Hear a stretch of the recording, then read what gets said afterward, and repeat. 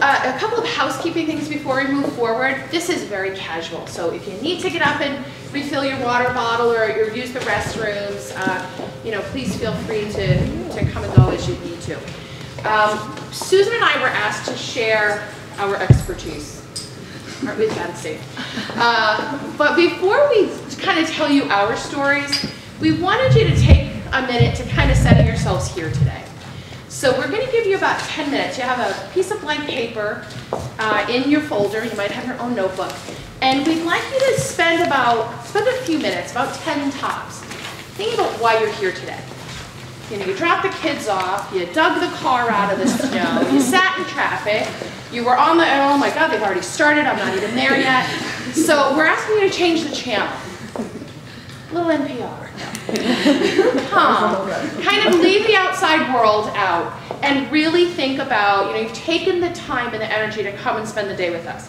We'd like you to take 10 minutes to think about, and you can answer any one of these questions. Why did you come today?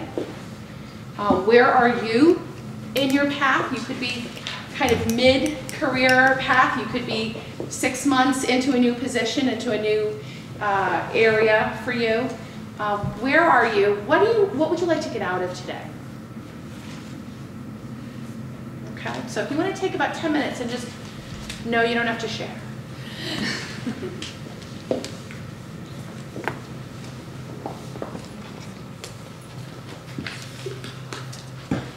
Great, so thank you for taking the time to kind of be here now. And we wrote our speeches just while they were on reflecting. Actually, I hope that what you've taken the time to commit to paper, you're going to use that today. Whether it's asking colleagues questions or asking us questions or in the learning circles this afternoon. I am a self-proclaimed conference geek. I love any opportunity to get together with people who do what I do because I'm the only person on my campus who technically does what I do. So to come together so that I can share information with other people, but more importantly, really hear. We're here to kind of share our lessons learned. We can't wait to hear what your lessons learned or what some of the really innovative things that you're doing on your campuses. So although we're up here presenting, we're hoping that it becomes a bit more of a discussion. Okay, I feel a little bit like Oprah. Oprah and Gail, just up here, a couple girls chatting. But I'm going to go first and really kind of share a little bit of my path and some of my lessons learned. I came up through higher education, through student affairs. Like a lot of people, I started as an RA, and then that rolled into hall director positions. But I spent years in residence life and student activities. And then I went on an alternative spring break trip with a group of students and went, aha, there's more to this college education thing than writing people up and dealing with dorm damage and all that stuff. And I got to see this really wonderful side of students and their experiences. And it was just me and 12 students. And the amazing thing to this day, it was in 1996, I still keep in touch with those students, and I still to this day have a very hard time articulating, even to my husband, what that trip was like. Because you all know from the things that you've done, that's a really special experience that you just can't kind of share with other people. And the great thing was, it put me on this other career path in civic engagement. I didn't come from a politically active family or a, let's go feed the homeless on Christmas kind of a family. I came from a caring family. And so we just lived caring about other people, and so it was so nice to find that this career path would put me in the position to help other people work to care about other people. So I took this position 10 years ago. I've been at Roger Williams on and off for 22 years, and I was literally at church one morning, and somebody tapped me on the shoulder and said, hey, we have a position available, are you interested? And 2 months later, I had the job. So that was really neat. That was the neat part. The interesting part was when I got here, they handed me a stack of file folders and said, the last person left about 4 months ago. See if you can figure this stuff out. And we started as an America Reads program. I didn't have a predecessor to talk to. I literally had to sift through files and build databases. Also, for those of you not in Rhode Island, who might not be familiar with Alan Sean Feinstein, we had a Feinstein agreement. The year I started was the first year that we needed to comply with the graduation requirement. So I started in January, and by May I had to have 620 seniors who had officially registered on their transcript service. So I got myself a work-study student, had them sit in the corner with the file folders, taught them how to use Excel, and said, let's build some proof that people have been doing what we hope they've been doing. And that was really my start. So kind of fast forward a little bit further on. I've been in 7 different offices in 10 years, had 4 different supervisors. I'm on my 3rd president. So talk about shifting roles and shifting institutional priorities. And I've really tried to maintain kind of the same theme throughout. I had to grab allies where I could get them. Again, I report to academic affairs. And when I started, I thought, let me benchmark and see what are other schools doing, how large are their departments, who do they report to. And when I was benchmarking, I found that there is absolutely no standard. That some of you are in student activities, and sometimes it's in the career center, and sometimes it's a 1-person office, a 5-person office, sometimes it's a grant, sometimes it's funded by the university. So here I was kind of new to this position, looking for this standard that I could hold up and say, this is what we need to build ourselves into, and that really didn't exist. Where I got that, though, was Campus Compact. It was coming together once a month with people who did what I did. And in short order, I learned Roger Williams wasn't going to have a swear center like Brown. We were not going to have a Feinstein Institute like Providence College.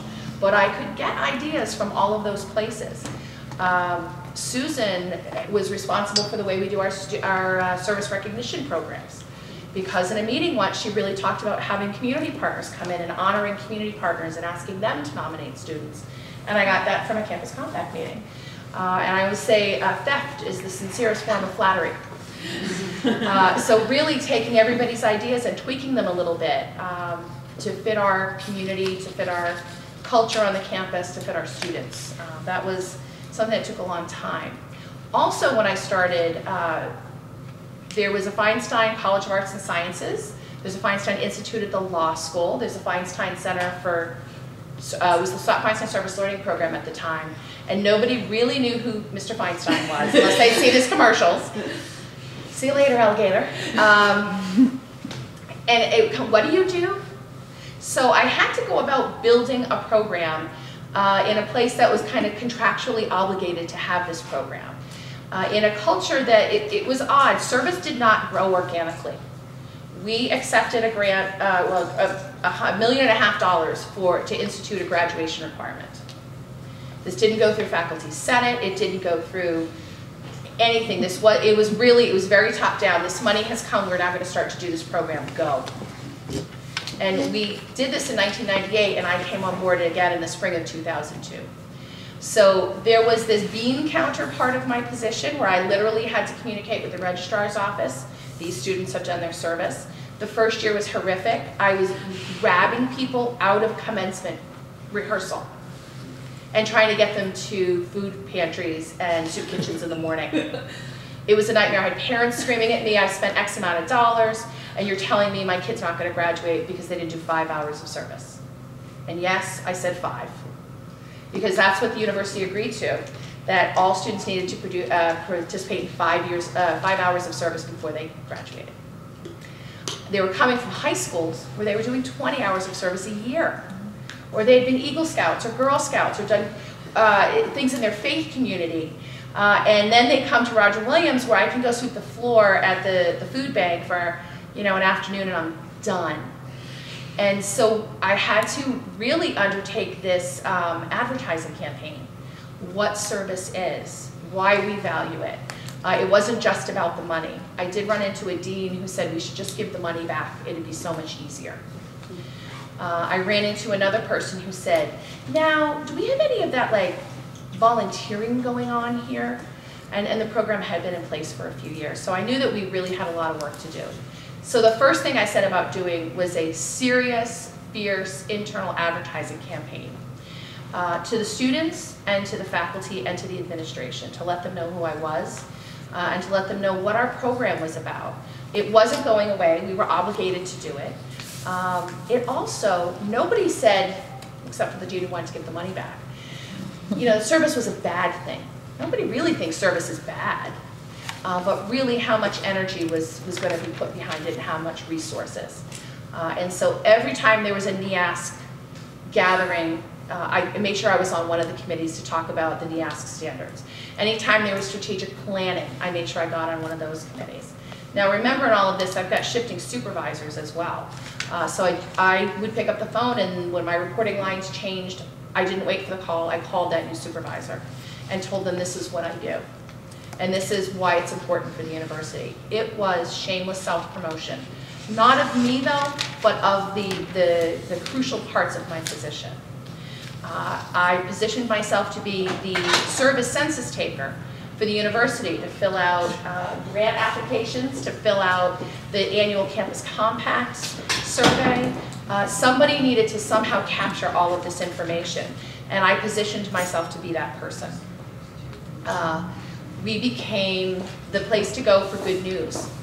And I made it a real important thing to send at least 2 press releases over to the public affairs folks every week.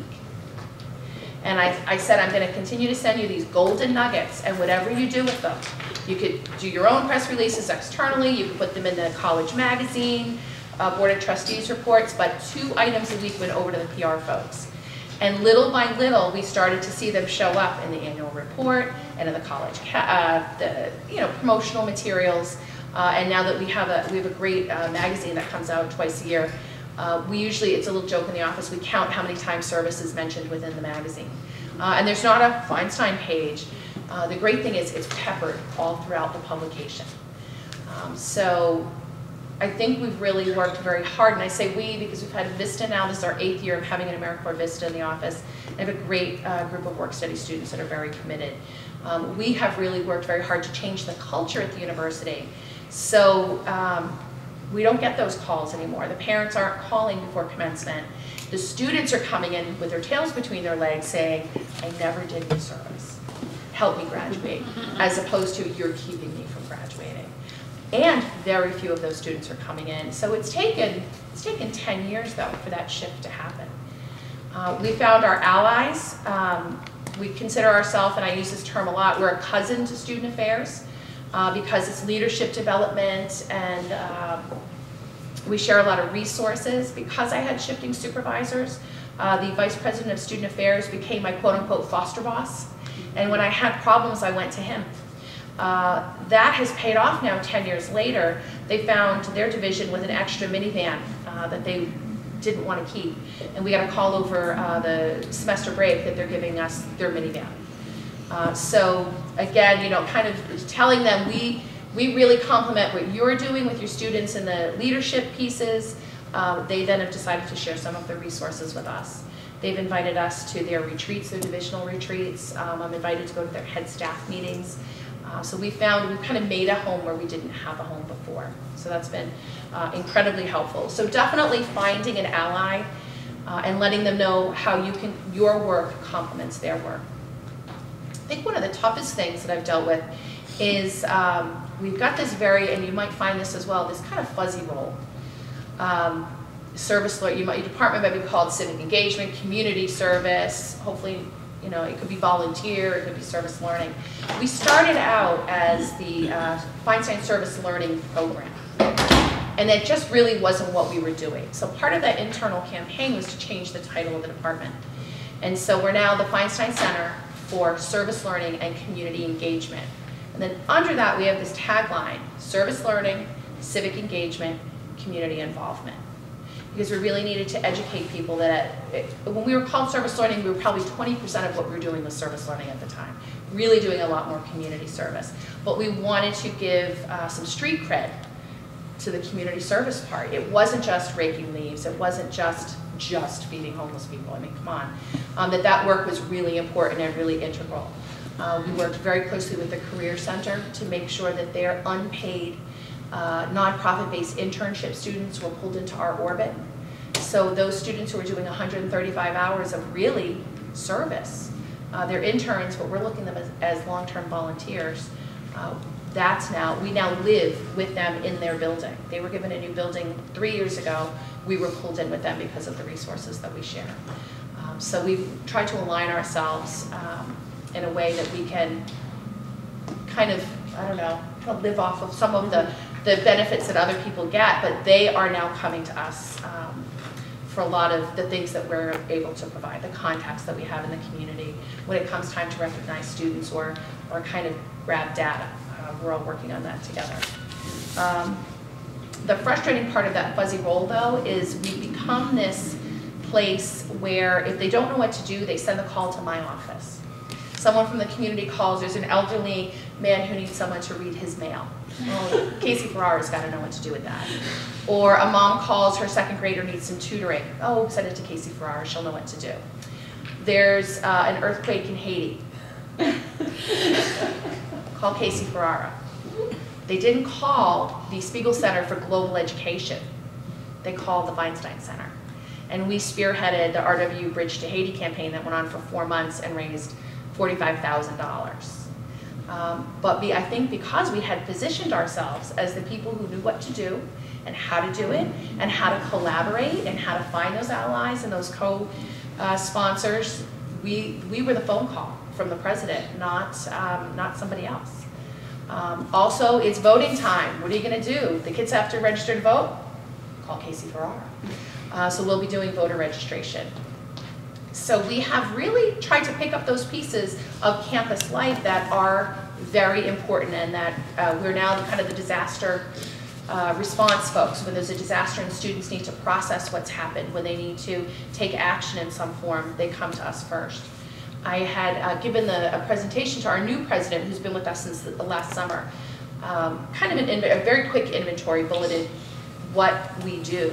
And really, everything that happens on this campus that's service-related, fundraising for nonprofits, we either have this much involvement or this much involvement in it. So what I'd like to say is the students where we have this much involvement, I used to get really irritated. Why aren't they coming to me?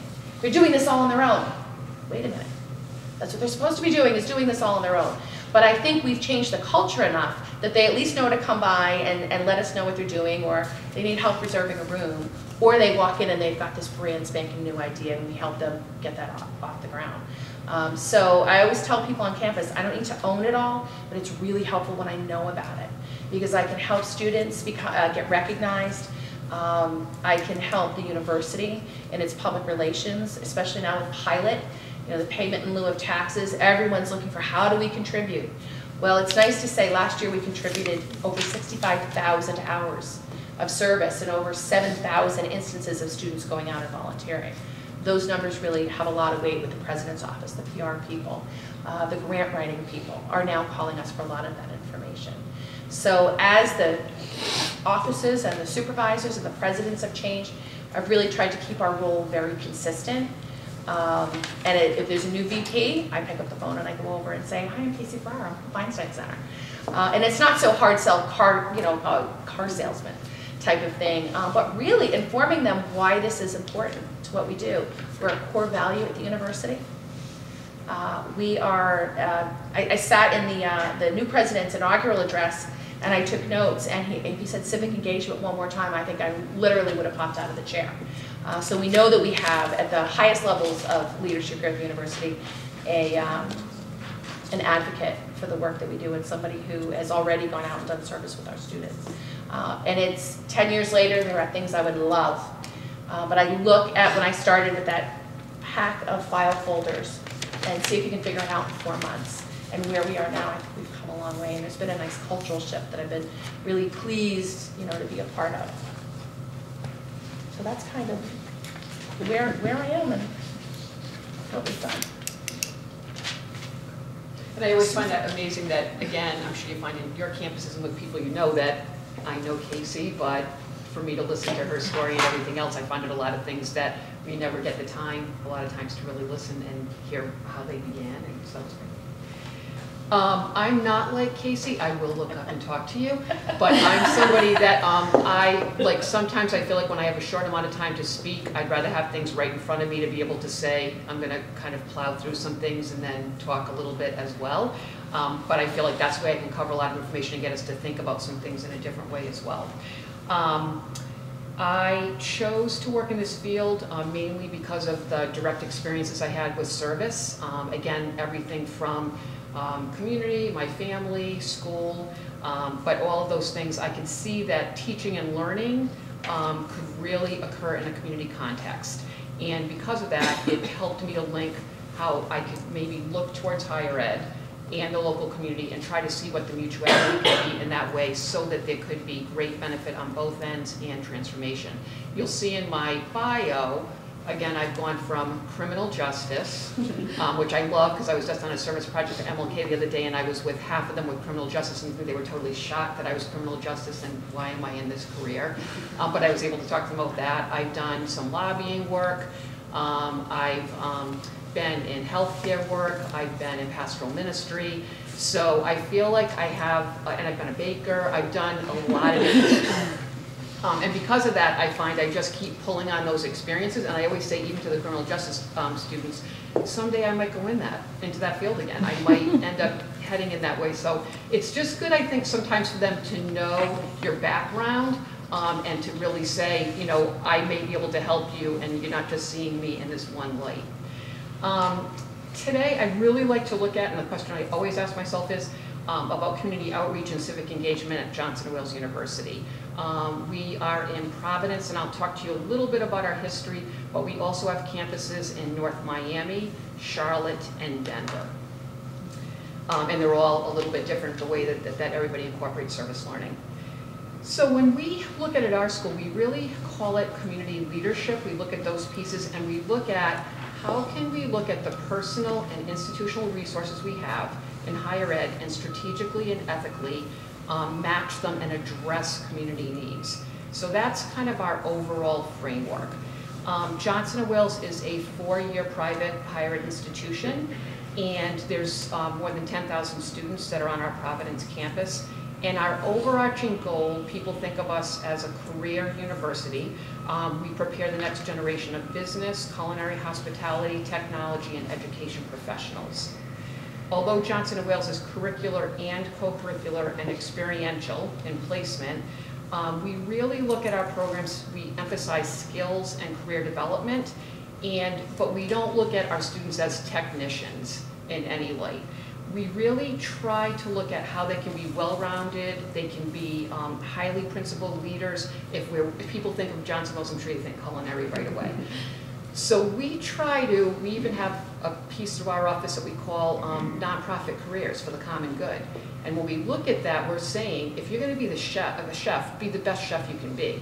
So when we take them to the different sites, and I'll explain that a little bit, they may be in, let's say, Ronald McDonald House, they might be at Meals on Wheels, and they may all of a sudden say, wow, I could do administration in this way.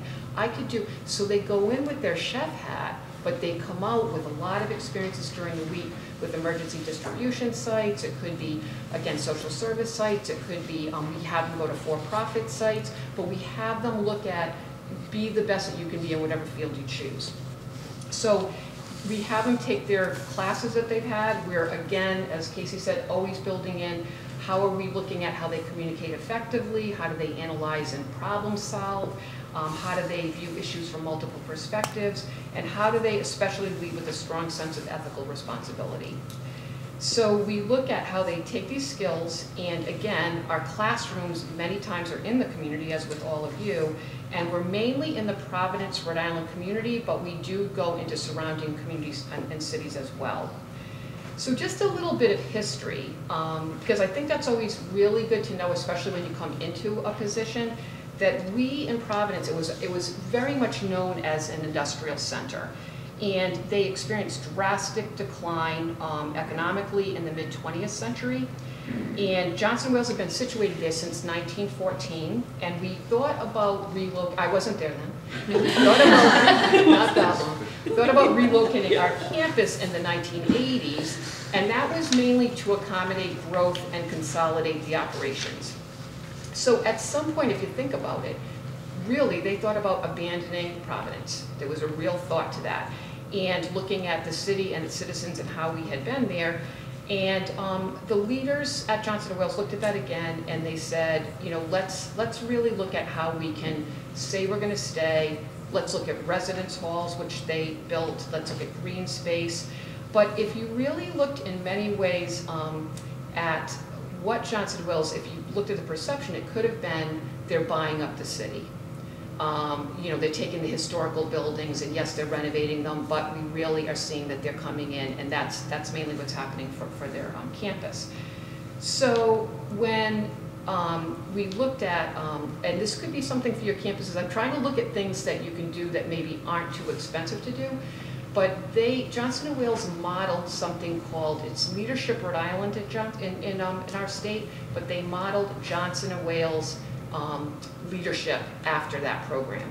And so for 9 months, they chose 50 leaders on campus, and in some cases, they even had some leaders come from the other campuses so they could replicate this on their campus. But they really looked at, with these 50 people, having them have a practicum experience and go around and get to know what was happening on campus, what was students' perspective. So each department that we went to, whether it was student affairs, it could be academics, people had to showcase what they were doing for these 50 people. And because of that, there were people that were broken down, just like a classroom experience, into groups of, let's say, 5 people. Well, they were faculty and staff administrators working together, and one group looked at, for their practicum, they looked at the downtown, and they got a little bit of seed money from the school, and they brought in a consultant, and there was asset mapping done in the downtown. And so they felt that there needed to be someone hired or a department started to really look at what our link was with the community. They found a grant. I don't know if you can check out this grant if it's still in existence, but it's the Carlisle Foundation in Framingham, Massachusetts, and they do go out of state. But they did get funding, and that's how I first received a position there. So it was a grant-funded position, and the school had to pick up on that position after a 3-year period. So I give those people credit because it was really the people within our institution that said, let's look at how we can anchor this. So in the meantime, as that starts to happen, there's a link between my position, and there was a woman doing service learning, a faculty member. They brought us together, and I don't know any of the models like this, but we were co-directors of the center together. So we had a faculty person and myself. And so in 1995, again, you're going to keep hearing Alan Sean Feinstein. He's a philanthropist in Rhode Island, and he funded the center. And right now, if you look at, we are housed in the School of Arts and Sciences, and again, that might be a good discussion today to see where people are housed. But it's, in some ways, it's been very good for us because we are in the midst of faculty. We have, again, a very strong allegiance with the School of Arts and Sciences, and again, they report to academic affairs. So that's been a great link for us in a lot of ways. So what we try to do as a center is really look at the academic and co-curricular community involvement that our students have. And again, Johnson & Wales, when you look at you have a philanthropist, our school has really stepped forward to fund this center. This is the jealousy part, I'm sorry, but we've employed sometimes up to 10 people at our center, because our service learning coordinators they're working with each of the colleges and schools at our university, and we also have our graduate school involved as well. So again, our philanthropist stepped forward, Feinstein, and he ended up having a contract with the grad school to see how it could be employed in those classes as well. So right now, again, we've had an AmeriCorps Vista for, it's been probably at least an 8-year period. We've had Vistas. We have at least 60 community-based organizations and local schools that we're involved with. And it is a mandatory graduation requirement at our school. So each year, 1,500 undergrads are graduating and again, being involved with community service. We also have a strong program called SLICE, and that's a student leadership program, student leaders and community engagement. And I'll talk a little bit more about that. We have support for self-initiated service efforts and volunteerism. We have civic initiatives, and again, so I've had 4 presidents now as well. Each president really has embraced education, hunger, capacity building, homelessness as the key issues. We have a new president that started, and she has said that that's what she wants her issue areas to be as well. So that has been just great to be able to, again, move from president to president with them, seeing that these are issues that we want to be employing. We have community training and project development for Johnson Wheels staff, and then we're also very involved with Scholarship for Service and the federal government work study. These programs we're finding are more important, which I'm sure you're finding in all of your places as well, mainly because of people being unemployed. We have a lot of people that, as far as being undereducated and foreclosed upon citizens in our state. The records are very high, and we're finding that the CBOs are really leading us in some ways more than ever, and again, trying to have us be as reciprocal as possible with human and financial resources. And again, there's fewer dollars and fewer staff. So what I'd like to do is just give you a sample when I talk about some of our programs, and I'm doing this because you may have those light bulbs go off and say, ooh, that's something that we could try. But some of the things that we've done that we found to be successful is we've looked at the issue of hunger and nutrition, and we implement a year-round hunger and nutrition. We have initiatives throughout soup kitchens, we're involved with farmers markets, and we're involved with the CBOs.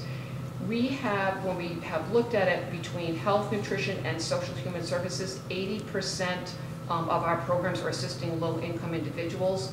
46% are undertaken directly with schools and youth service centers.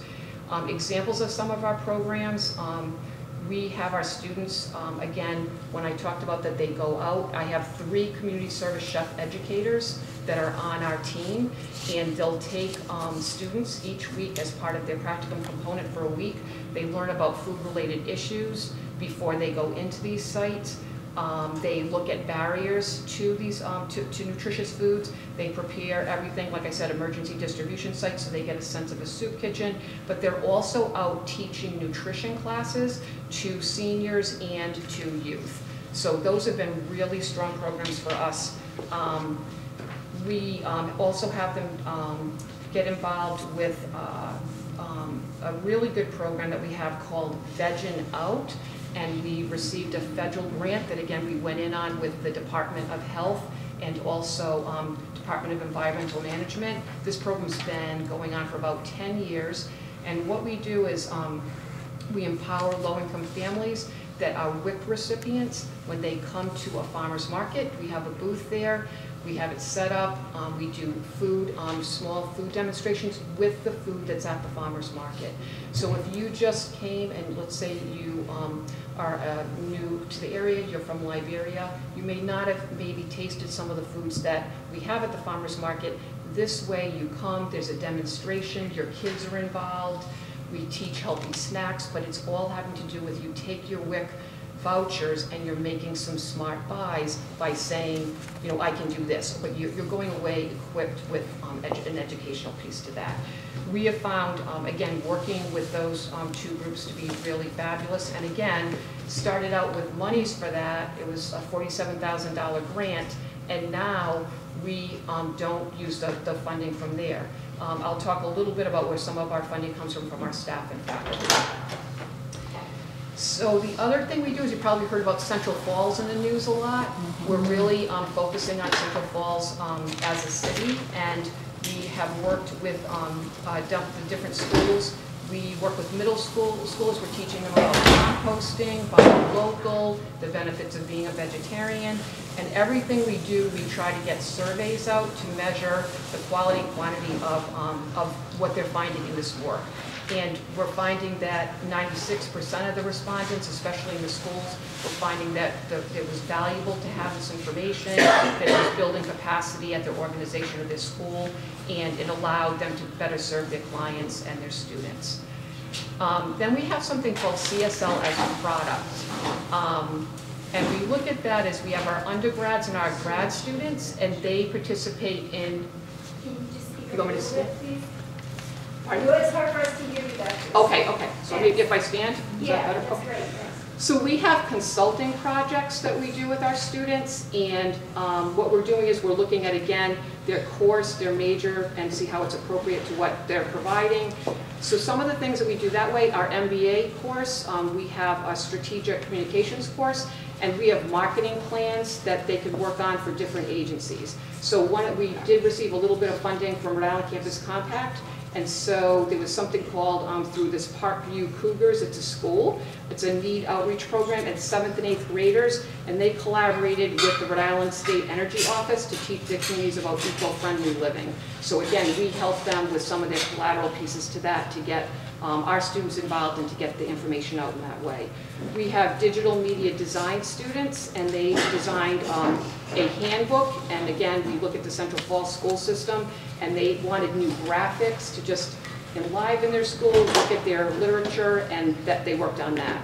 We have technical writing students, and they did a volunteer training manual for South Providence Neighborhood Ministries, because again, that was a great need that they had, and they didn't have the time and resources to do that. And we have something called directed work experience, where our students go out and they did mapping of sidewalks, street lights in the city. They created a database. They looked at how they could help reduce electricity bills and costs associated with sidewalk injuries. So again, these are different pieces that the sites are bringing to us to say how can we help, but also, as you'll find, is many times faculty, you find out again what they want, what they're interested in, what's happening in their area, where they live in their cities or towns, and how we can get our students employed there. We have a student leadership program, which is called SLICE, and again, that was a great Learn and Serve grant that we applied for in 2006. It's grown every year, and that is now university supported. So we've built that into our department. So students volunteer 2 to 10 hours a week, and they have bi-weekly leadership training and reflection sessions, and there's 2 people in our office that lead that. So they are at after-school programs, elementary schools. We find that, again, it's been a real capacity building piece to have our students, and we look like, it's almost like a pyramid effect, that they're out there. They're like our service coordinators that get the training, and they're out there leading the programs and leading the students. So when students arrive and they're new for the term, they're the ones greeting them, they're the ones introducing them to administration and getting them set in the leadership programs that they'll be leading. The other thing I'd love to find out, which I don't know if anybody has a way of finding out about these pieces, but I'll be out in the community and somebody says, oh, we're so happy that we hired John because he was just... So you don't know many times that after service that people are employed, and you might just stumble upon that, but I would love to find a way to track that in some way, because I think that's something that, like I said, it's a stumbling upon thing, but you don't have any way to really see that people are going into these areas. We also, with these students, again, most of them, you try to link them with the federal work study, and you also try to link them with a scholarship for service. And again, that gives them some parameters and again, some goals to be working towards for their 300 hours. So right now we have 20 SLICE students, and we've supported at least 10 SLICE sites, collaboration sites in the community. We also were involved, and this is a really great effort called Sofia Academy. And this is a school, middle school for low-income families and girls. It's a girls' school. And they come to our campus because they didn't have a gym. So we worked with them to figure out how could they come. They needed more classroom space, they needed technology. We built that as a service learning piece with our students, but we did that through athletics, through our hospitality students, they work with them. We did it through culinary. We have a She Eats program where, again, nutrition's being taught. So we have classroom components happening on our campus, but our students are all involved with those. The sports piece has been great, mainly because we're looking at, again, with obesity, and just having students look at physical fitness, why that's great in their life. It's been a way that they're meeting these mentors that are, again, involved with sports. They're hearing about their professional skills, how they have to be good in academics, and we have found that to be a really, really strong collaborative. And again, I think it's a way for us, we try to measure as far as we can, like baseline pieces, we try to work with the school, and they have, in tracking that for us, found out that they're looking at stronger cardiovascular fitness is going on, muscle strength, endurance, flexibility, but we try to, again, link with their assessments because we can't do that on our own. I'm sure many of you have partnerships with your, again, more PK-16 sites. What we're finding with everything is we're constantly struggling, this is a real struggle with data. Because we can get our own, but to have it shared and see an impact that is happening at the school, we find that to be difficult, so I'd love to have a discussion about that today. And a good thing we do is we've tried to link as much as we can with our institutional research office, because we need to find out what the school's looking for, our own institution. We can be left out of that circle, and if we get in that, sometimes there are some surveys that are happening that we're able to link on for our students. We had a president before this president that we have now, and he believed in linking every school on our campus with a community partner. So it was mainly schools that all of the schools were linked with, and that's what, even though that has maybe ended at this point, as far as we can see, the relationships are still happening through the colleges, so a lot of them are still keeping up with that. So we're focusing on Math Busters programs. We have curriculum, which I can share with people for fourth graders that we've brought to this particular school called Fogarty Elementary. And we also have done a lot with U.S. history. And also a really unique program, Globetrotters, a passport to learning around the world. We have many international students at our school, and it's a way for international students to mentor Fogarty students and to have them share about their cultures, to teach them to study hard, stay in school, and that has been a very successful program. So right now we have about 75 Fogarty fifth graders that are going through a Foundations of Leadership course, curriculum piece with our students. So again, when we did a survey there, we're finding 96% of respondents would say that they found value with having the students come. And finally, one last program is that's really been a huge piece for us is called Tapa, Trinity Academy for the Performing Arts. And they're linked with the College of Business. And those, that professor really has linked with other professors on campus when he has great need to looking at really, he wants to rebuild a performance arts center. And so there was a school that moved into that, this performing arts school. And so he's really on a campaign to look at economic development and see if we can bring this to life within the city. So he's had to call on business, technology students, hospitality students.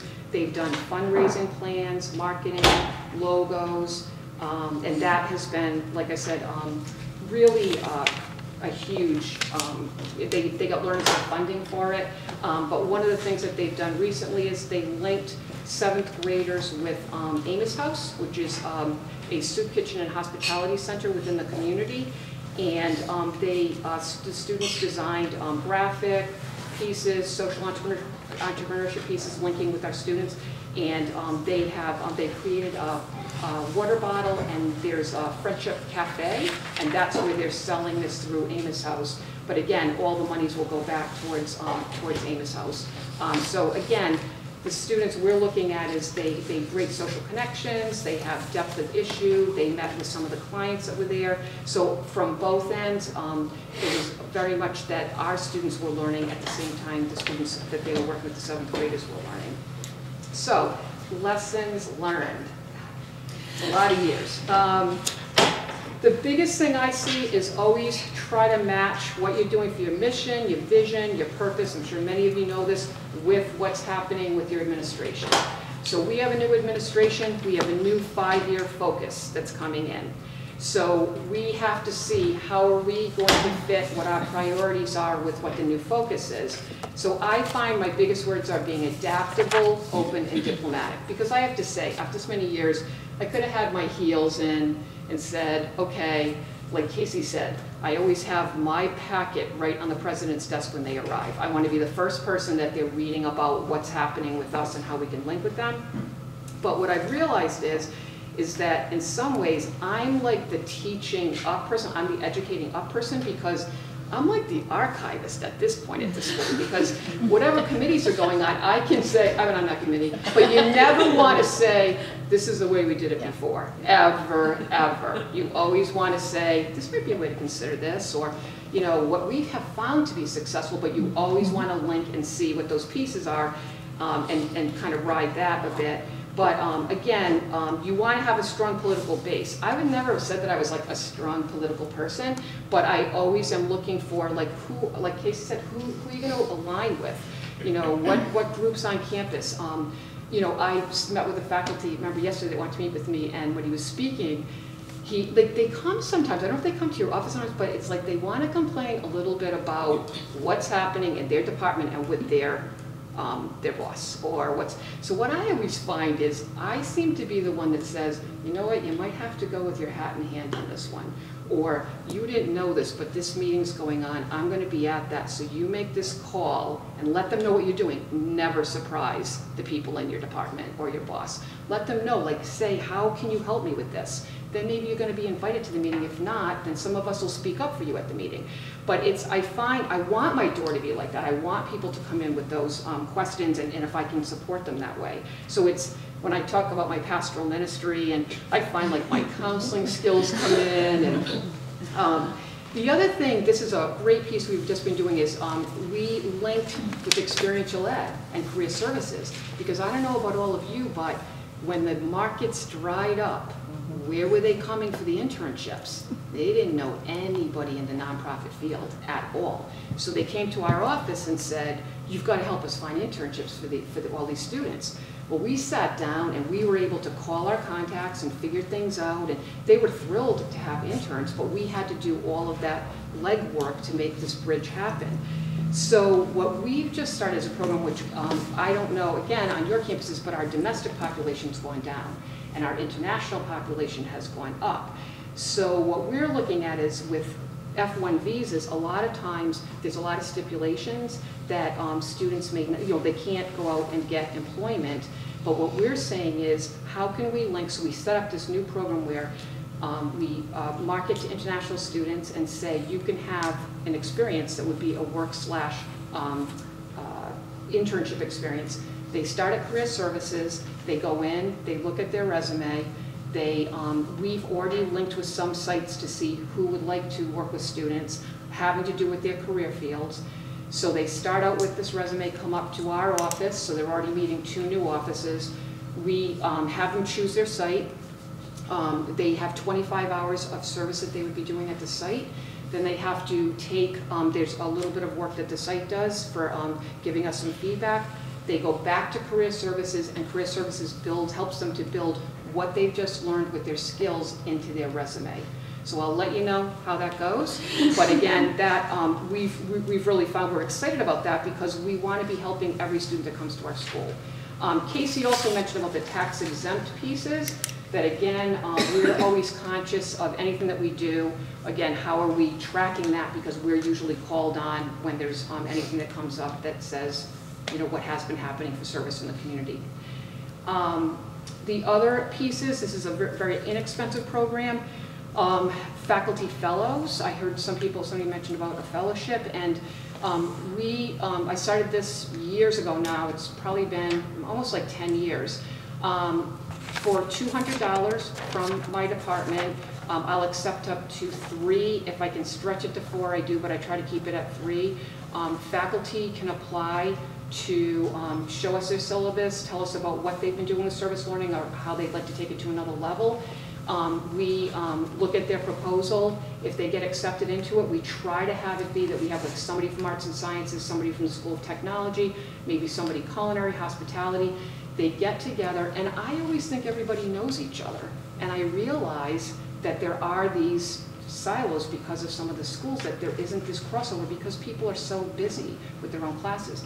So I have found when they come in, there's never a time that they don't say, oh, you know what, I can help you do that. I've got a student that can do that. So they end up doing all this branching. So you can imagine after 10 years now, how many faculty have gone through this program, how many people they've mentored, how many people they've encouraged to go through this. And Carrie has, which she can talk about maybe at another point, but Rhode Island Campus Compact has emulated this now throughout the state. So now there's fellows that can apply for Campus Compact funding, and again, they're looking at service learning, but again, now it's throughout the state. So that's a very inexpensive program. It could even probably have to be less than $200, but I found it to be really good. We also have something at our school called Local Initiatives for Neighboring Communities. And the reason that was started, it was started by the president, is we found if somebody called our department and we said, yeah, we're not sure we can help you with that, they'd pick up the phone and call culinary.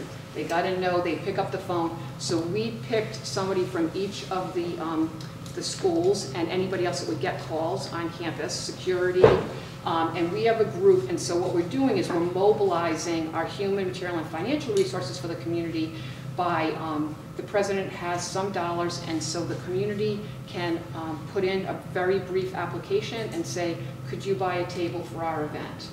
Could you think about giving us, it could just be a donation, and this is what our service is about. Because again, we're trying to support our partners in whatever way we can within the community.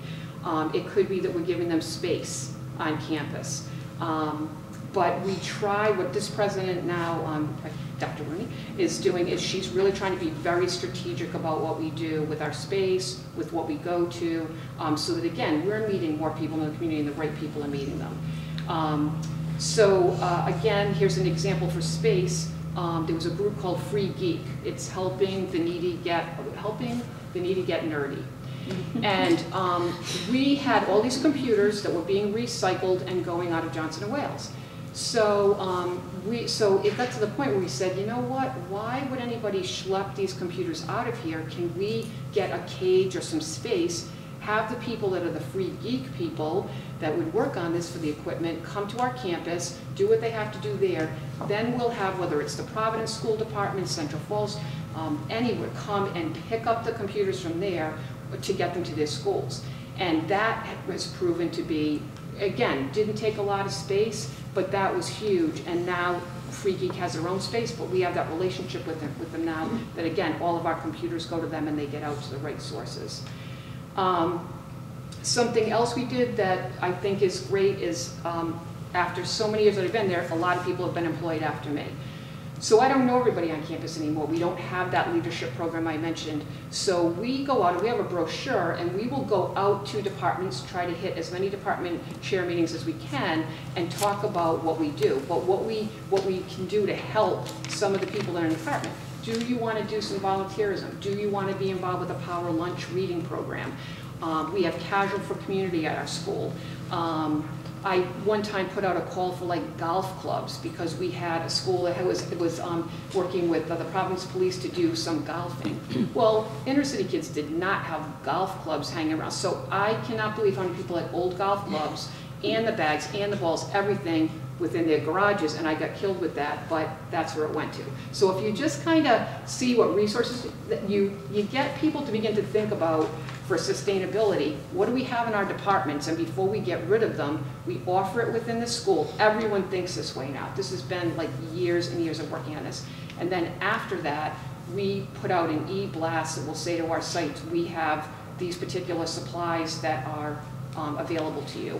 And again, we keep track of any dollar amounts and things that go out, and we have found that to be really good. Another thing is if you have United Way on your campus, again, usually there's campaigns. Somebody a long time ago talked to us about having our own account. So we have what's called the Down City account, and people can give monies to the Down City account as part of their United Way funding. That's where I get some of my dollars, like for the food demonstrations I'm talking about. So faculty and staff can choose to give there. So there's a lot more, but I'll stop at that and just say, so if I were to look at 18 years worth of experience out there, and we have to get to commercial. Okay. So I guess what I'd like to do is just tell you that, so here I am, I'm talking about all these things, and guess what just happened? We are no longer going to have a mandatory graduation requirement. Okay, so has my world just totally shifted after this many years, right? So we had, again, we thought a pretty successful model, but again, what we're looking at is with administration is that it's now become a characteristic of Johnson & Wales as part of the culture to be civically engaged. So what we're looking at is, and again, we could have looked at, this is horrendous, this is horrible, but I have such a great staff that everybody just said, okay, so we shift and we look at some of the things we haven't done. So that's why I'm here today to work, to really pick everybody's brains. But We haven't been as involved with student affairs. We haven't had as much time to work with Greek life, and I mean, we've done the best we could, but that's not been as much of our focus. So we don't have like volunteer software. We don't have all of those pieces. So we're going to be moving in a totally different direction that way. But we also look at that we're looking at this could be real, authentic service learning projects that could happen with faculty. We have had 90 faculty involved. It may go down to about maybe 26 or 30. And if that happens, we know that we can work with them in a different way. So I'm looking at this as in a positive light. What I'd like us to think about today is when we're talking about trends, and I just want to throw out a lot of different areas to think about, and I'd love to be able to talk about them. But again, instead of having the thinness that maybe we've had with a requirement like this, how do we get deeper in this? So again, engaged departments, I'd love to hear about that from people. Majors, minors, or concentrations in community service and civic engagement. Any student leadership and service that you could talk about. So again, students as colleagues or leadership education experiences. Global citizenship I just would love to have a conversation around that today. And civic vocation careers for the common good. Again, what are you doing with social impact careers? If there's a chance we can mention that. So again, there's always sustainability and all those pieces, access to success. I think for us, we'll keep moving with the nutrition piece, economic development, digital divide, the pieces that I mentioned. But for me, I'd love to hear about if anyone's doing e-service learning, because that's something I've been hearing about too, and we haven't moved in that direction. But I guess my thing after 20 years is that I need to stay, and I want to stay really linked with Campus Compact. Because one thing about Rhode Island Campus Compact is that they reach staff, faculty, administration, and students. And it's through grants and the development opportunities that we have, the awards, the resources. So I want to make sure, I've been doing that, but now in a stronger way that I would be linked with them, because we have to make sure that everything we're doing is relevant and with this rigor to it and always building on the relationships. So thank you. Is there time for questions? Oh, there's a half. Okay. Now there'll be a test. So, I mean, obviously Susan and I, kind of shared a lot of stuff. Questions, comments, things people want to share. And I guess what we want to do is, we want to do that with each other too. So Yeah. it might be that you're saying something that I thought about today that, like we said, for your reflection piece that I wanted to bring up, just to make sure we're doing that across the room too. Should have planted some questions. I have a question for the group. How many schools have a graduation requirement of service? Probably the Rhode Island school. Rhode Island. We don't have it for credit, but we have it as like an auxiliary to the program, where they have to have a certain number of credits by the time you junior year and complete the junior year. And it's part of their graduation requirement, but it's not a credit on the transcript. At Roger Williams, it's noted on your transcript, but there's no credit assigned to it. But it's zero still a credit. requirement. It is a requirement, and I have students who are calling now who walked at commencement, but never really got their diploma, and now they've got jobs that are going to be starting, and they technically haven't graduated. So they're at home finding soup kitchens and animal shelters that are open today, so they can actually start their job next week. So it's a double-edged sword. The requirement thing, certainly, that was the impetus for me to be here and actually do what I do. There's this requirement, and that kind of fed the work that I did. But the tough part is you've kind of got this, the requirement's kind of a bad word. And Andy worked with me last year. We don't use requirement, we use expectation. Because once it's like, eat your peas. Well, if you hide the peas in the mashed potatoes, they go down a lot more easily. So we just kind of put the service in the mashed potatoes sometimes. And what is the expectation? I'm sorry? What is exactly the expectation? The expectation at Roger Williams University is that all of our students will participate in service at some point before graduating, and that experience needs to be recorded on their transcripts. Is that vague enough? We actually don't use a number. Our internal number is 5, but we just say students have to do 1 experience. What we've done though is we've instituted an all freshman service day.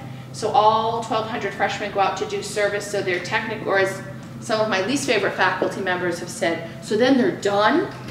Well, what it's actually done is really front-loaded service for them. So before they even get in the classroom, they're out doing service with 1,200 other people, and our numbers have grown big time since we instituted that. So it's good because it brings it to that college, but I think you have to transcend the requirement eventually. I have 2 sort of big questions. I'll put them out there, and they may not actually be useful to talk about right now, but maybe other people have them too. One is I'm interested in knowing, you gave us really great information on your own trajectories and specific institutions, and as we all know, every single institution, right, has its own bizarre dynamics, and we all have to work within those. So I'm curious over the course of this day to hear more about if anybody has the crystal ball of changing trends very, very generally in the area of civic engagement, broadly defined, with all these things underneath it. There are big trends that people who maybe have a longer view than I do, or have, I don't know, connections to the people in the know. I'd love to hear more about that, to think about how we could all be a little more proactive, thinking 3-5 years, basically doing strategic planning for our own institutions, thinking about what might be coming. And the other one is, I sit here as someone who is a leader on campus around civic engagement, because I also co-chair our university civic engagement committee, and we're trying to create a center. But I'm a faculty member. That's originally what I was hired to do.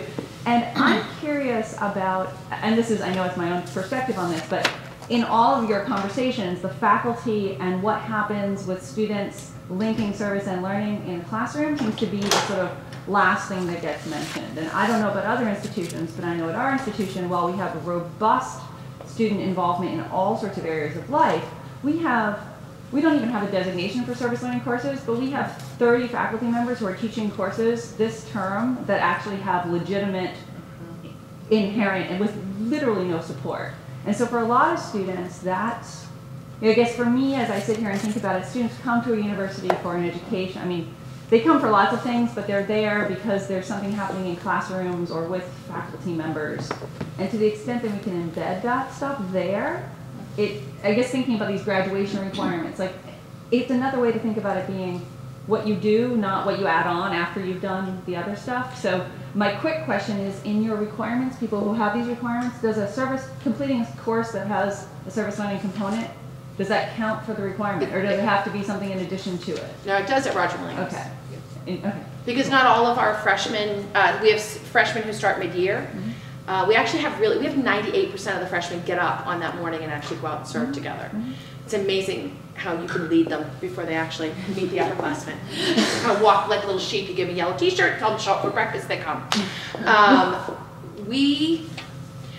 I think it's going to be different on every campus. I've been fighting for 10 years to get a service learning criteria put in place. I can't get through the faculty senate. Well, yeah, we don't. I can't even get to curriculum committee. I haven't even gotten there. And I think part of it is when you have different supervisors. I'm the community service lead. I'm now an adjunct faculty member, and I teach a course. And part of the reason I did that was so I get a little bit street cred with the faculty, and that's helped. But I need somebody in the upper administration and academic affairs to kind of bring forward. We have the same thing. We have about 20 service learning courses each semester, service learning courses. But there's no official, students will, all the data says students will fill those courses first. Or the one I teach, they'll say, oh, I've known about that. Well, I'd much rather have 26 of those people than the students who go, now this is service thing, this is required, or can I just write a paper? And you certainly get that. So I think, I don't know, some schools have it down, but the benchmarking that I've done, I'm amazed at how many schools don't have written requirements. Does anybody have kind of, this is what service learning is at our school? Where are you all from? From Eastern University, but we don't have it in the exact way that you are describing. We've actually I worked with the provost office since day one. So I started in 2000, and we've built the infrastructure out of aside of the faculty senate and so forth. So it's not that we're intentionally trying to skirt them, but the university brought me in to build an infrastructure. So faculty who were doing this service learning out on their own and kind of however they wanted would have the resources, have the infrastructure, have somebody and some and office and entity that was supporting them. And the Office of the Provost supported this from the start. Actually, at that time, was your president of Salem. Right. And we I'm really, yes, Salem State is supporting us in these efforts, but it's a different thing than having it designated in some official Well, it's an capacity. institutional priority at Northeastern. It's an institutional priority, but it's not fully integrated in every single way and every single system. But we built it from the ground level with the support of the Provost Office, which is top and ground. It's kind of, every university has their unique way.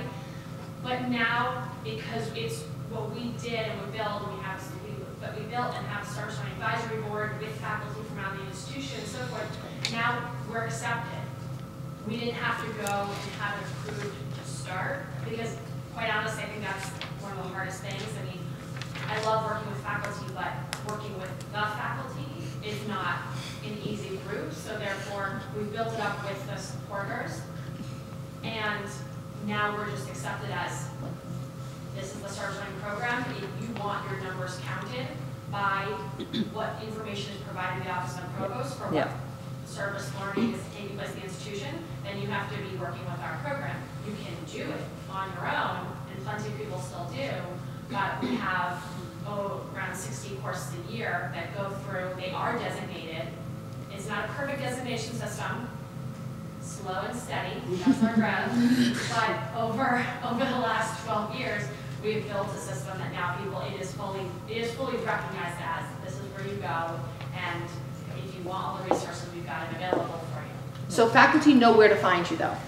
Do people walk in and say, I would like to teach a service learning course, or I am teaching a service learning course? We have both. We have people who've never done it, and then people who have done it and realize that they should be part of this network, this system, so that they can connect with colleagues, they can access our resources, they can have service learning teaching assistants who are trained to work with their classes and their community partners. They have us who will actually identify the community partners for them through our RFP process.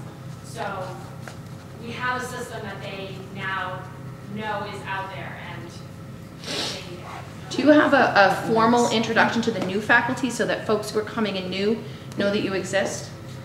We did have that years ago, and then with changes of leadership and so forth, it kind of went, they've eliminated a lot of stuff from the different orientations and so forth, so we don't have that right now, but I don't think it's impossible if we have it again. And we actually are in the opposite. We're heading in your direction, which is lovely. And actually, Mark and I were able to share a table at this year's new faculty orientation. So we got small chunks of time with very small groups of new faculty to talk about both our broader faculty development work and service learning. And that, our sense is in a couple of years that's going to pay off when people have got those brand new faculty, once they figured out where their offices are and how do you work the computers will come back. I started off at the university recruiting faculty, really trying to promote what we were doing. But now that we have a cohort of faculty who've used it year after year at multiple classes, I don't recruit faculty anymore. I more or less let them come to us because the reality is they really have to be committed.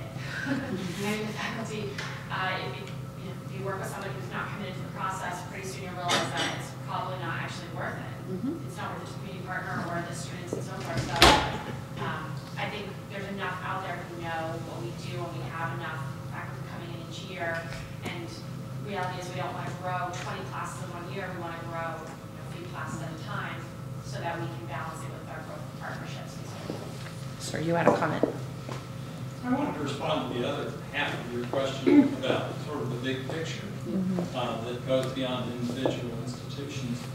There's a resource that was just released by the U.S. Department of Education and the Association of American Colleges and Universities, ACNU. It's the one that's in the folder. That one.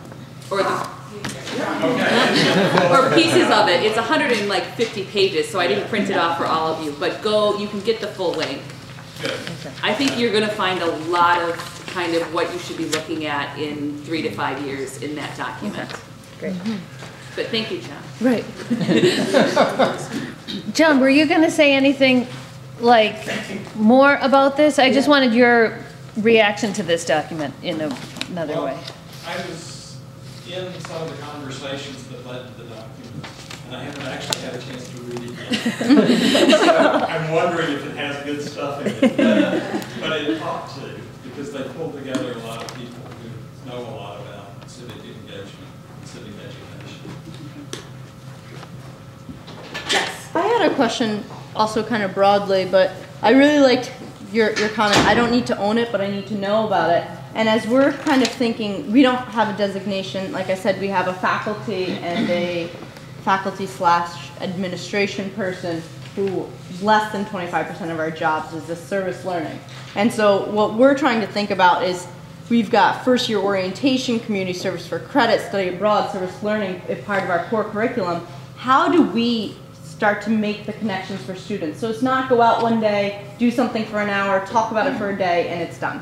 And then you go out and maybe you do study abroad. But what I'd be curious to think about, how are people making that connection for students to see that it's a growing experience and that they're all interconnected? Anybody have thoughts on that? Yeah. Well, the way we do that, we're developing it.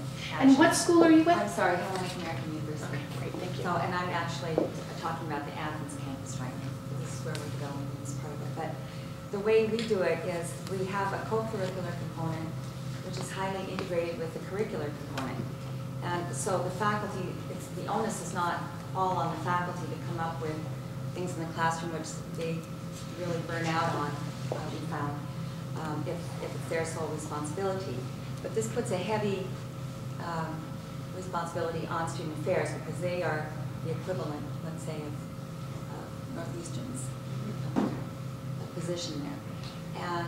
But we work very closely with them. I'm with the international programs, so I'm kind of looking at both sides. And I think that the way we've done it is that we don't allow the students to take all of the requirement in first year. They have to spread it out over 3 years. And it has to be, I would say, prerequisites to what they're doing in this area in the sophomore and junior year have to be identified. So they might go out, let's say, in first day and do something. By their junior year, they would be getting into something a lot more sophisticated with more maturity, and their reflection journals are very important, and we would look at that as part of the requirement. So they actually reflect on their experience, what it means for them, and we link it back to our mission, which is one of its main components is contribution to community and to global community. So that combined with another portion of the mission, which is cross-cultural awareness, we try to get into things that have some cross-cultural experience as well as service experience, such as teaching English to the Kurds, the Kurdish refugees, or we link them up with the Pakistani group. And right now there's so much going on in Athens, there's all kinds of opportunity. But I think one that's an example, I think that's really kind of exciting that students, it's not just service in the sense of performing a service for a group, but also looking at a community and actually more sustainability. And we have a collaboration with Western Washington University, who has a strong environmental college. And they come usually every year, and our students, their students, and actually students from around the United States get involved in a service learning project that is international. So, for example, in the last 2 years, they've gone to the island of Ithaca, which is very interesting because we have lit students that go there as well, and they pick up on the Iliad and the Odyssey. But they actually take a village, they work with the mayor, they work with the locals, they get a feeling for the culture, and they actually draw up a plan of sustainability for some of the villages that are in the rural areas especially, and as to how they can become economically feasible. and actually contribute to the welfare of the islanders. It also gets into ecotourism because one of the main tourist attractions there is sailing. So they're business students. This is, I mean, it could be for any group because they're setting up these villages. They bring in psychology, they bring in education, they bring in small business ventures. So all of our students have an opportunity to participate in this. It sounds structured too, because you said you can't kind of do everything at once. You do this first and then that. So there's some nice structure to it. Yes, we're looking at the general education classes. We're really pulling very strongly right now to get the integration that is being discussed everywhere. But we're really trying to find ways to make this happen where they're integrated with the majors as well as among the gen eds. And so this course is one way of, it's a good example for the others. So we help them find ways, actually. That's great. Yes, sir. John, I thought you were going to say that. So, I mean, I going back to the question of trends, which is kind of what drew me here to this meeting, it seems to me that there are kind of these two competing kind of macro trends, and one seems to be about the best of what universities and colleges are, and one is kind of what the worst is about. So, you know, I guess from my perspective, and you know, I'm not quite as seasoned as John, but I'm getting there rapidly. I see certainly service learning, civic engagement moving more and more towards the academic side of things. You know, my job as a director is not only in academic affairs, but actually in the Center for Teaching and Learning. And I think the role of faculty and the need for faculty engagement for service learning has really been a draw. And so I think some of that service, student affairs, academic affairs divide is being managed by having more and more academic affairs involvement, and often having these positions like I was housed there, or at least partnered. And I know that there are actually a lot of models where there's someone who does community service and then someone who does service learning. But I do think there's more and more of a movement towards either that fusion or towards academic affairs. At my college, the community service is in the missions office. It's a Catholic college, so it remains there. But what's very clear is that people who are coming up through the ranks of the students we're teaching and servicing are even coming into community service with a service learning perspective. So I find that even the people coming into the missions office who do trips abroad or whatever the engagement is are thinking about learning, and so we're developing really good partnerships, and the faculty are getting involved in that side.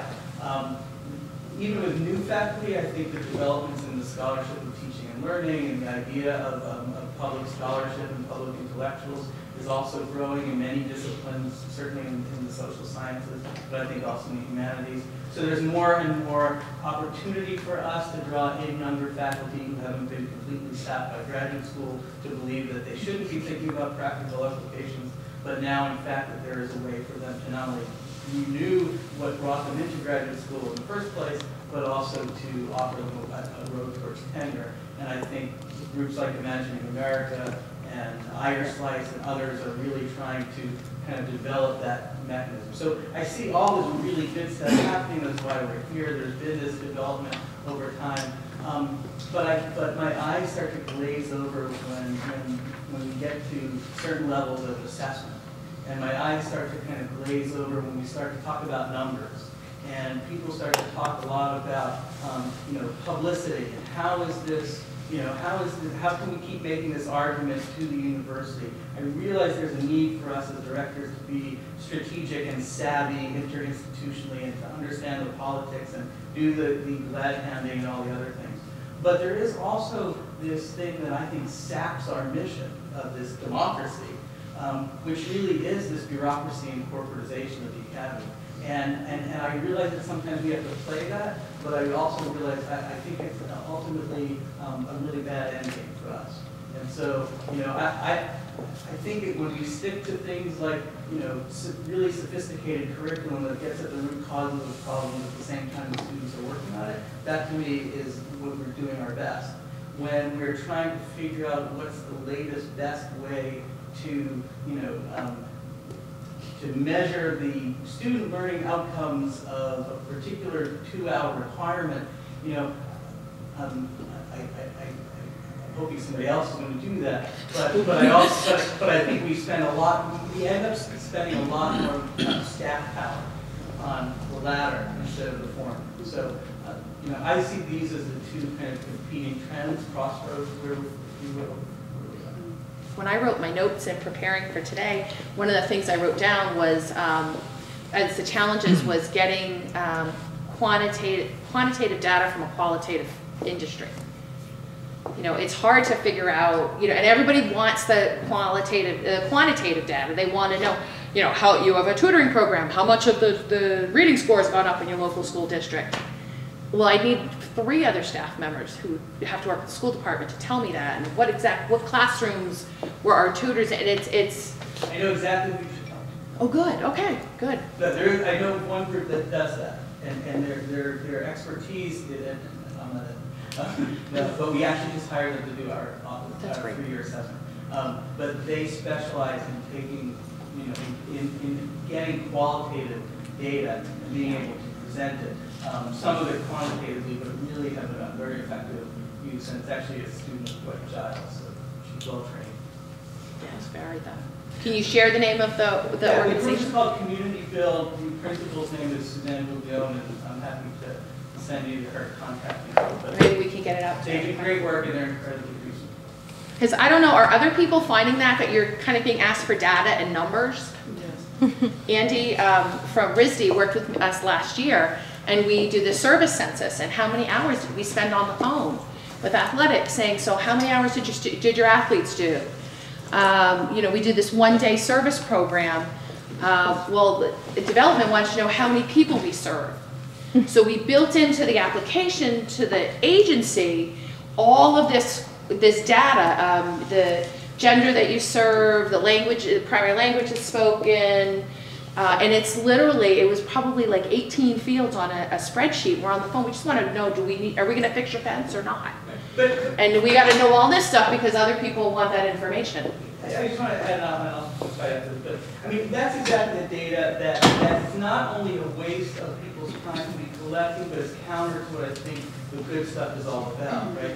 Because, and you know, I just go back to my experience at Worcester State, but in Worcester, it was very important for the consortium to put out how many hours students spent and then give that monetary value and say, this is how much we're contributing to the community. And of course, the whole focus of service learning is that students are learning from the community, but we never measured how many teaching hours the community was offering us, giving that a dollar amount, which I think would be higher, and then saying, actually, we owe the community this much money. For teaching our students. Now, if we're not going to do that, we can't do the other thing. And so if, you know, I stopped sending the hours out because I thought it was unethical what they were doing with the data. I mean, I really think that we have to look at the data that's being asked for, why it's being asked for, and how that might be counter to the very mission we're undertaking if democracy is our goal. I want power. You're having a sit-in on statistics. No, I just want to say thank you to Corey for bringing that up. Yeah. So just want to thank you, and I owe you an email, unrelated. But I just want to say we've been trying to work with some faculty to get actual memorandums, MOUs written up. I've developed some models of ones that I have and been sharing them with faculty. Have an MOU with any service learning, so you actually say, you faculty are going to do this many hours, these are requirements, the students are going to do this, the community partner, and then you're actually capturing on a signed document, just like your institutions do with every other MOU that they put in place for every other contractual obligation they have, where there's a document that says if this thing is successful, this community partner has this person, these hours, they've taught our students, they've been on campus this many times, there it is. I mean, that just frankly, as a business model, I'm happy to play the game by just appropriating the tools of the opposition, bringing them in. So we're trying this now. We've got a couple people who signed on to go that route. We'll see. Any other thoughts on that discussion? Well, it's things like the President's Honor Roll. They're asking for the number. Yeah. Yeah. So, you know, if you want to, you know, get the recognition for all the work that you're doing, because you know you're making a difference, you know the students are learning, this is how a lot of the awards are given, based on a lot of the numbers. And One of the Campus Compact Survey. You know, when I started my job 10 years ago and they handed me the file folders, I don't know, you know, we started building Excel spreadsheets, and our Excel spreadsheet now reflects, quite frankly, what Campus Compact wants to know. So that's it, Campus Compact's a file. Okay. But also when you're directing resources to something, you know, I mean, the fuzzy feel-good feeling doesn't justify to some people putting resources, you know, it's hard. I would say it's like trying to hold Jell-O. I mean, you can't really grab why this, you have to be able to say definitively why it matters, why we're putting resources in this direction, other than everybody had a good time or this building got painted. It's hard, you know, and I'm willing to play the game too. Okay, here and then. I'm wondering if anybody can help me with a famous saying about the master's tools in the master's house. You can't tear down the master's house using the master's tools. That's it, although some people argue you have to use the master's tools. I see us, the work that we do, really engaging us in a struggle for the soul of our institutions and for the soul of higher education. And to the extent that we cloak our work in the kinds of things that people are asking us to wear, the accountability in terms of numbers of hours that students do service. We create some space for us to exist, and that's really important.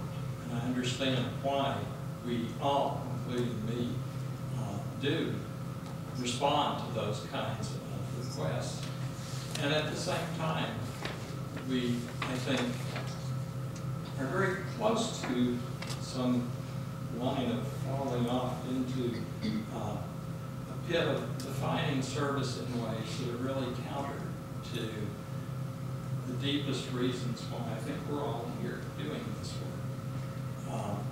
And validating for students notions about service and about themselves and their relationships with the social world that are going to get in the way of fundamental work on fundamental problems. And so I think we have to be self-critical all the time about the challenges that are raised to us as we're threading our way through day-to-day stuff that we do. Liz, you're at your hand up. I do share your perspective. I do understand it. But my guess is that maybe some of it is coming from more of students who are pursuing liberal arts.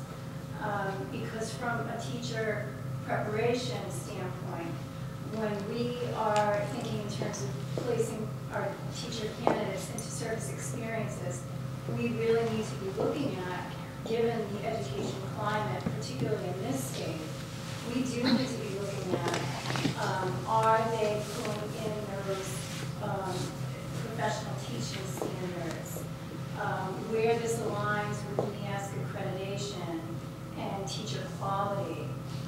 We're also looking at demands from the schools in terms of what your students doing, is it connecting with the Common Core?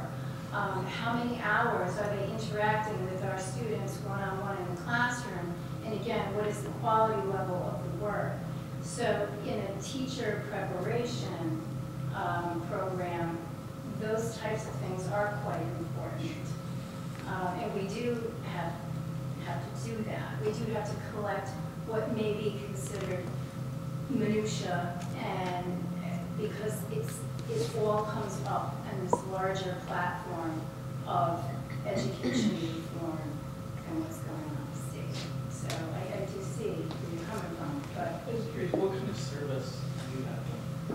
Oh, they can do any, well, 13 of their service hours needs to be instructionally based, but most of our students, they are going into 21st century community learning centers teaching enrichment courses. They're going into school day learning environments and working one-on-one with students. They may be doing a summer bridge experience. They might be doing an Everyday Explorers AmeriCorps where they're doing STEM activities in the after zone with middle school youth. Some of them will do, soup kitchen type work and that sort of thing. But for the most part, they are in education settings because they choose to, because they want that. They want to work with as many diverse groups of students in as many schools as possible, because we're also talking about career preparation. And we say to our students, yes, eventually you will be getting certified in secondary ed English, but it behooves you to spend time in a middle school environment. It behooves you to spend time and volunteer in the elementary classroom, because it all builds, and you all know this. So, they want to be in those environments anyway. And I think the other thing too is they think, well, if I volunteer in this school or if I volunteer in this after school program, maybe I'll get a job. And I'm meeting people, I'm also networking. So, yeah, it's a little bit of a different perspective on that. The blessing and the curse of bringing a group like this together is that we can sit here till about 7 o'clock tonight and continue to talk, but I'm going to try to keep us on schedule and know that during lunch, I would invite you to kind of seek out some of those people who made comments that make you want to learn a little bit more. I'm definitely going to talk to Northeastern about how you're doing it, but I do want to I don't want to stop the conversation, but we do need to move on. At this point, I'd like to introduce you to our president here at Roger Williams. Donald J. Farish has been with us since last summer, and he's just come to offer the university's welcome to all. Thank you, Casey. It's a pleasure to be here and welcoming all of you. And Campus Compact, my. What a pleasure to have you here. It caused me to think back a little bit. Back about 1995, 96, I actually did a workshop with Tom Ehrlich on Campus Compact and volunteerism and community service learning at San Francisco State. And so it's interesting to me. I haven't been following everything about Campus Compact ever since, but I want to reflect a little bit from a non-Campus Compact person in perspective and tell you, in case you didn't know, why you're so important. If you go back in time, and none of you can go back as far as I can, but that's just the curse of having been around as long. In the early 60s, what you saw at universities was a carefully prescribed curriculum, where students in any particular major were told, these are the things you must take. It was rather high schoolish in nature, in the sense that very little was offered in the way of free electives. And by the way, we have we're shameless as an institution in telling you these are the ethics and mores and social constructs that you must learn and swear fealty to in order to be a good citizen and to carry out the work of this institution. And students, for the most part, followed along dutifully. And then sometime around the mid-60s, about 64, began the pushback. And students began to be more restive.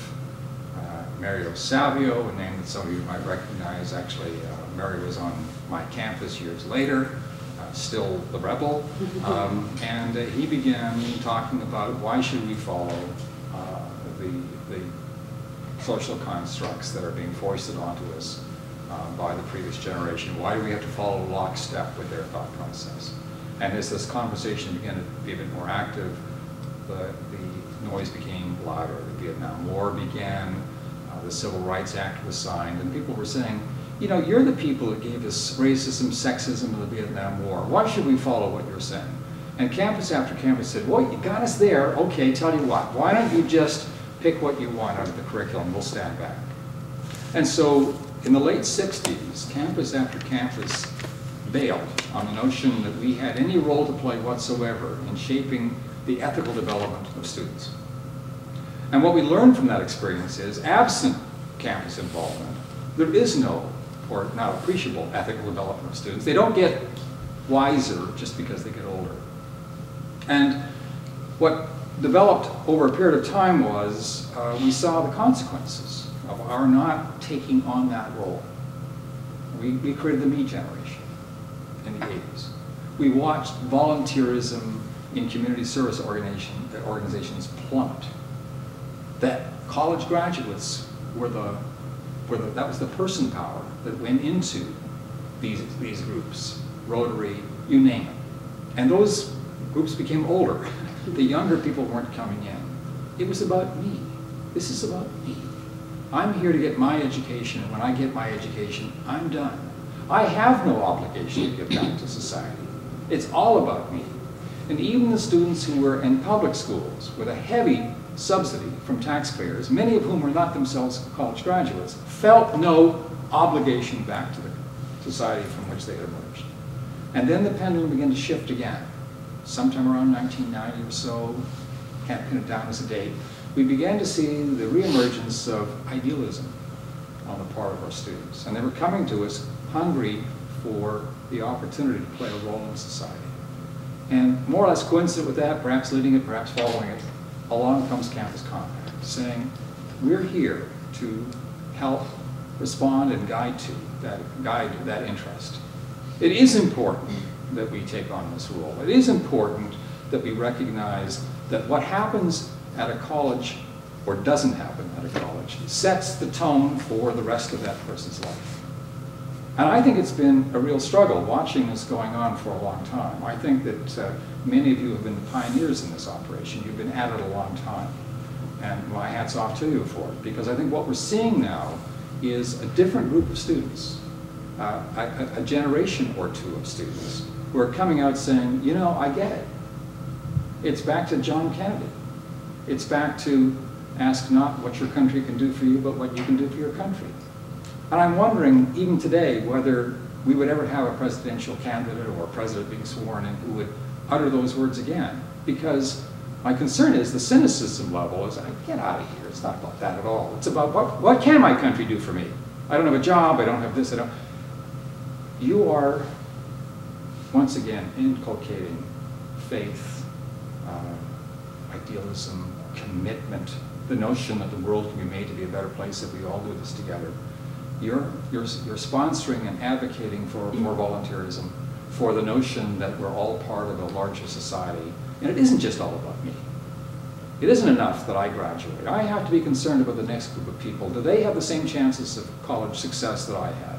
And if everybody had that view, we wouldn't be in the situation we're in today. So there's a sort of swimming upstream aspect here, because the older generation hasn't benefited from the Campus Compact way of thinking, but there's a group of people now, not just current students, but recent graduates over the last 10 or 20 years, that I think are recognizing that the world can be made a better place. And college graduates, if they accept that they are, willingly or not, thrust into leadership positions in society because they remain the minority, 30% or so of the American public with a bachelor's degree, it's important that they strike the tone for society. But I don't think this happens just because they get older. I think it happens because they are responding to what it is that you're giving them. It's not just something they do while they're in college. They do it, some of them, for life. And they do it because they started when they were in college. They started because of the standards and the example that you people are setting for them. I remember with Tom Ehrlich, we were at San Francisco State engaged in this interesting debate. And I don't know whether this is going to resonate with any of you, but we got into the question, pushback from some of the faculty. So, volunteerism is a good thing, huh? Should it be required? And then the issue of, let me think, required volunteerism. What is it about that that seems a little oxymoronic? But you know, you hope not to get in that point. You hope that what people are going to say is, I'm missing something if I'm not part of this process. It's not just because I'm compelled to do it, I'm here because I want to. And the campuses that are saying, this is a value of ours. We do this because we believe in it. Attract students who share that value. So you create the very culture that you're trying to encourage, because people come to you already with that as part of their mindset. I was doing this in high school at some level. I want to continue it. I like working with people who are like-minded. And that creates a more healthier campus. So the work continues. It's not going to happen, ever to the point, I think, where we'll say we don't need to do this anymore because now the students come in automatically. It's not like computers, where we used to have a course called computer literacy. Well, anybody that still has a course called computer literacy, it's got to be kind of a joke because, unless it's being taken by faculty, because the students, they got it. They're coming, okay, they're good on this now. We don't have to worry about that anymore. But not so much with the whole value system, not so much with the notion of do my values in any way reflect what it is that my campus espouses. And I think the difference between now and 40 or 50 years ago is that we're no longer saying, this is your value set, memorize it and believe it. We're saying, we're here to help you examine how you think about the world in terms of what your ethical and moral standards are. And we're going to test you on them. We're going to push you. We're going to ask you to defend them because we want to know whether those are really your values or whether they're inherited from your parents. But do you ever stand back and ask the question, why do I believe what I believe? That's what a college is all about. We're going to push you out of your comfort zone even in this arena, and that's our responsibility. So when you exemplify volunteerism and community service learning, as you do, you're on the side of the angels. And I just want to let you know that I applaud you. I think you're a very important part of the institution. And I wish I'd heard a little more of the conversation that was just going on, because I realize how it is that the work that you do can become mainstreamed in ways that can make you feel very uncomfortable. But that somehow there's a commodification that's going on even in volunteerism. Show us the numbers. Did we pass muster in some fashion? Did we get to a certain level? You've got the federal government saying, now you've got to devote a certain amount of your federal work-study money to off-campus work. Well, why are we doing this? Is it to meet a government standard, or have they taken over our value system and now suddenly we've got it turned around on its head? I think that was some of the conversation that was going on. But you know in your hearts that what you're doing is vitally important. And if you stop doing it, we would all slide backwards again. So keep it up. Thanks so much for sharing.